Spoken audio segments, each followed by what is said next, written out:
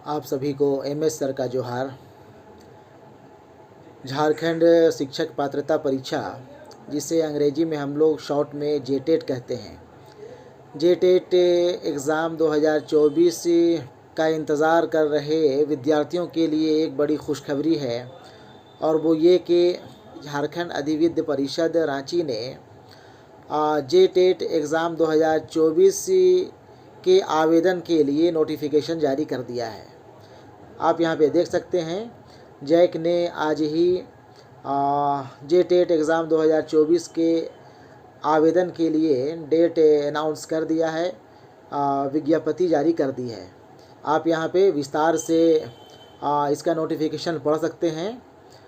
इसमें कई बातें आपको देखने को मिलेंगी, ठीक है।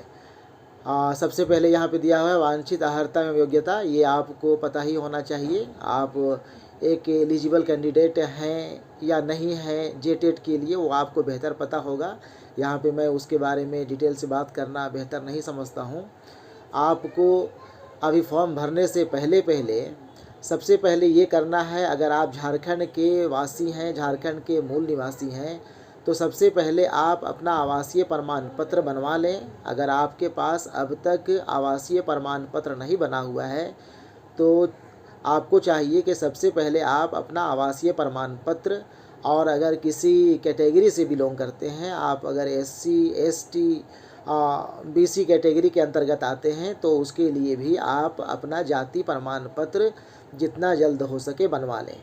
चूँकि फॉर्म भरने का डेट यहाँ पे जो दिया हुआ है वो डेट है आपका 23 जुलाई से लेकर के 22 अगस्त तक। इसलिए आप फॉर्म भरने से पहले इसकी तैयारी कर लें। और इसके साथ साथ आपको जेटेट एग्ज़ाम देने के लिए जो भी एलिजिबिलिटी, जो भी योग्यता मांगा जाएगा, मैं समझता हूँ वो आपको पता ही होगा। आप अगर कक्षा 1 से 5 तक के प्राथमिक विद्यालय के लिए शिक्षक बनना चाहते हैं तो आपको कम से कम इंटर के साथ साथ DLED की डिग्री होनी ज़रूरी होगी। और अगर आप 6 to 8 यानी उच्च प्राथमिक विद्यालय के शिक्षक बनना चाहेंगे तो उसके लिए आपको ग्रेजुएशन के साथ साथ DLED या BEd का होना आवश्यक होगा, ठीक है।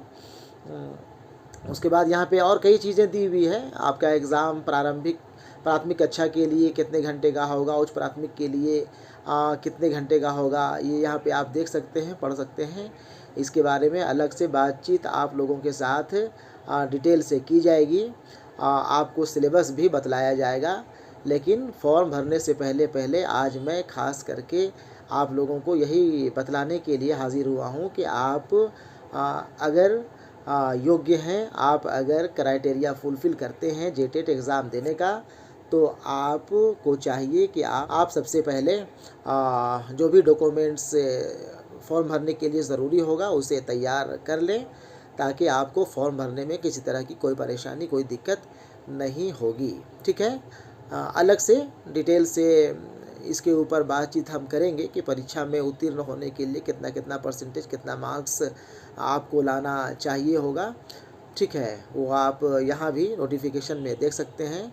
हाँ, यहाँ पे आप एक चीज़ और देख लें, परीक्षा शुल्क यहाँ पे दिया हुआ है। परीक्षा शुल्क आपको काफ़ी भारी भरकम लगने जा रहा है। अगर आप सिर्फ कक्षा 1 to 5 के लिए अप्लाई करना चाहते हैं और आप सामान्य जाति से बिलोंग करते हैं, जनरल कास्ट से बिलोंग करते हैं, तो आपको 1300 रुपया फॉर्म फीस अदा करना पड़ेगा। इसी तरह ST SC के स्टूडेंट 700 रुपया पेड करेंगे, और आदिम जनजाति के विद्यार्थियों के लिए 500 रुपया फ़ीस लगेगा, ठीक है। अत्यंत पिछड़ा वर्ग, चाहे वो BC 1 का हो या BC 2 का हो, या फिर आर्थिक रूप से कमज़ोर वर्ग जिसे हम लोग EWS के नाम से जानते हैं, उनको भी 1300 रुपया, जो कि सामान्य वर्ग का फ़ीस है, वही फ़ीस BC 1 BC 2 और आर्थिक रूप से कमज़ोर वर्ग के विद्यार्थियों को भी देना पड़ेगा, ठीक है। दिव्यांग के लिए 700 रुपया है। और आप अगर 6 to 8 के लिए अप्लाई करना चाहते हैं तो उसके लिए भी आपको यही फ़ी है, 1300 रुपया, 700 रुपया। और फिर आदिम जनजाति के कैंडिडेट के लिए 500 रुपया। आप अगर 1 to 5 और 6 to 8 दोनों के लिए एलिजिबल हैं, दोनों का फॉर्म एक साथ भरना चाहते हैं, तो उसमें यहाँ पे कुछ छूट दी गई है। आप यहाँ पे देख सकते हैं, सामान्य जाति के वैसे कैंडिडेट जो दोनों तरह का फॉर्म भरना चाहेंगे उनको 1500 रुपया फ़ी देना पड़ेगा, और ST SC के स्टूडेंट्स 800 रुपया देंगे, आदिम जनजाति के स्टूडेंट्स 600 रुपया, और उसी तरह दिव्यांग स्टूडेंट्स को 800 रुपया फ़ी अदा करना पड़ेगा। ठीक है, इस तरह का फ़ी अगर देखा जाए तो, और एग्ज़ाम के कंपैरिजन में फ़ी यहाँ पे कुछ ज़्यादा आपको लगता हुआ दिखाई पड़ रहा है। बहरहाल आप जब योग्यता रखते हैं, आपके पास JTET देने का सर्टिफिकेट है, आप DLED या BEd हैं, तो आपको इससे घबराना नहीं चाहिए और आपको फॉर्म ज़रूर से ज़रूर भरना चाहिए। ठीक है, फॉर्म भरने का डेट, चूँकि हम पहले ही आपको बताया कि फॉर्म भरने का डेट 22 अगस्त तक होगा, इसलिए डेट तो अभी लगभग 1 महीना है, 1 महीना से ज़्यादा ही डेट आपको फॉर्म भरने के लिए है।